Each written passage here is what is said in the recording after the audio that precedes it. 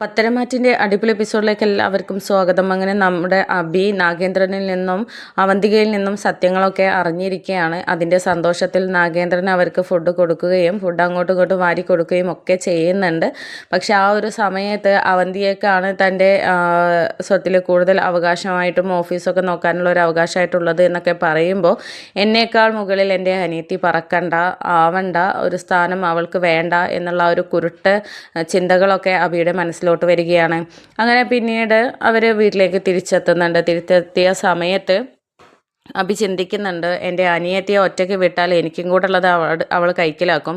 എൻ്റെ ഒരവസ്ഥ ഇവിടെ അനന്തപുരിയിലാണെന്നുണ്ടെങ്കിലും ആദർശം അനിയും കൈക്കലാക്കുക, അച്ഛൻ്റെ അടുത്താണെങ്കിൽ അനിയത്തി കൈക്കലാക്കുക. ഇതെന്താ അത് മര്യാദയ്ക്ക് എനിക്കൊരു കാര്യവും നല്ല രീതിയിൽ നേടിയെടുക്കാൻ കഴിയുന്നില്ലല്ലോ എന്നുള്ള രീതിയിലൊക്കെ ഇങ്ങനെ ചിന്തിച്ചുകൊണ്ടിരിക്കുകയാണ്. അങ്ങനെ പിന്നീട് അവളെ സോപ്പിട്ട് നടക്കണം, എന്നാലേ കാര്യമുള്ളൂ എന്നൊക്കെ ചിന്തിച്ചിട്ട് അവന്തികയെ കാണാൻ വേണ്ടിയിട്ട് പോവുകയാണ്. ആ ഒരു സമയത്ത് അവന്തിക ഫോണിൽ ഇങ്ങനെ നോക്കിക്കൊണ്ടിരിക്കുകയായിരുന്നു.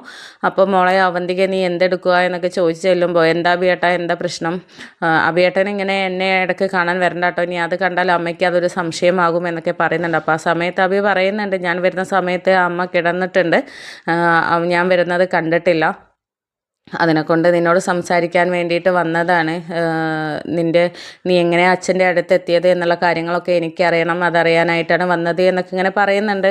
അപ്പോൾ ആ സമയത്ത് അത് പിന്നെ ഞാൻ പഠിക്കാൻ പോയത് അവിടെയാണല്ലോ, ആ ഒരു സമയത്ത് എന്നെ അച്ഛൻ അന്വേഷിച്ച് വരികയായിരുന്നു. ആദ്യമൊക്കെ എനിക്കൊരു ഷോക്കായിരുന്നു, ഇതെൻ്റെ അച്ഛൻ തന്നെ ആണോ എന്നുള്ളത്.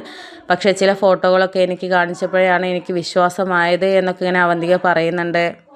അങ്ങനെ പിന്നീട് അബി പറയുന്നുണ്ട്, ഞാൻ അമ്മയുടെ വാക്കും വിശ്വസിച്ച് നടക്കുകയായിരുന്നു, അമ്മയോട് ക്രൂരത ചെയ്തു പോയി, അമ്മയെ ഇട്ടു പോയി എന്നൊക്കെയായിരുന്നല്ലോ നമ്മളെ പറഞ്ഞ് വിശ്വസിപ്പിച്ചിരുന്നത്. അതുകൊണ്ട് അമ്മ പറഞ്ഞതും വിശ്വസിച്ച് കേട്ട് ഞാൻ പാവ അച്ഛനെ കയ്യിൽ കിട്ടിയാൽ കൊല്ലണമെന്ന് കരുതിയിരിക്കുന്ന അവസ്ഥയായിരുന്നു.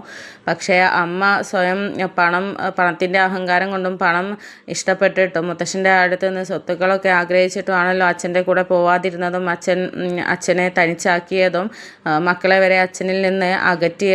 അതിനുവേണ്ടി എന്തൊക്കെ കള്ളത്തരങ്ങളാണ് അമ്മ പറഞ്ഞു കൂട്ടിയത്.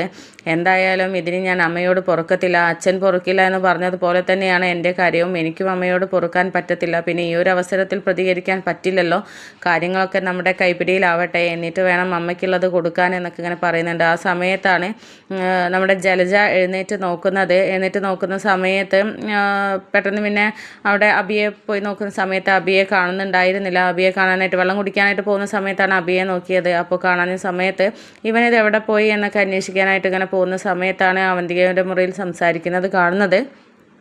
അങ്ങനെ അവർ സംസാരിക്കുന്നതൊക്കെ നമ്മുടെ ജലജ ഒളിഞ്ഞു നിന്ന് കേൾക്കുകയാണ്. ജലജ ചിന്തിക്കുന്നുണ്ട്, ഈ സമയത്ത് ഇവർക്ക് ഇതെന്താ സംസാരിക്കാൻ, അതും ശത്രുക്കളെ പോലെയാണല്ലോ നിൽക്കുന്നത്, ഇവൻ്റെ ഒരു സ്വഭാവം അവന്തിയേക്ക് പിടിക്കുന്നില്ല, പിന്നെ ഇവർക്കെന്താ ഇത്രമാത്രം സംസാരിക്കാൻ, എന്നെ ഒഴിവാക്കിയിട്ട് ഇവർക്ക് എന്തെങ്കിലും പ്ലാൻ ഉണ്ടോ എന്നുള്ളതൊക്കെ ഇങ്ങനെ ചിന്തിക്കുകയാണ് ജലജ.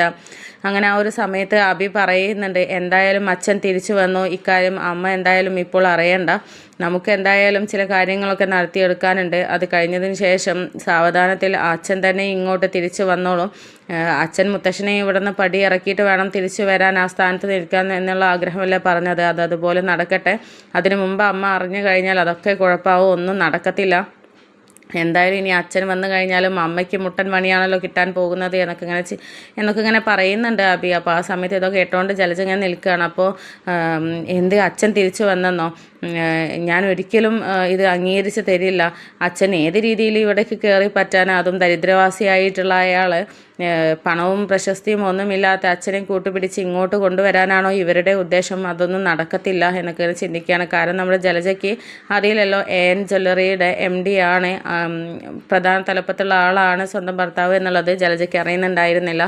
അങ്ങനെ ഒരിക്കലും ആ ദരിദ്രവാസിയായിട്ടുള്ള ആളെ ഇങ്ങോട്ട് കയറ്റാൻ ഞാൻ സമ്മതിക്കത്തില്ല, അതിനിപ്പോൾ എന്താ ചെയ്യുക, ഇവരിങ്ങനെയൊക്കെ ഗൂഢാലോചന തുടങ്ങിയാൽ എന്താ ഇപ്പോൾ ചെയ്യുക എന്നുള്ള ആ ഒരു അവസ്ഥയിലാണ് ജലജ നിൽക്കുന്നത്.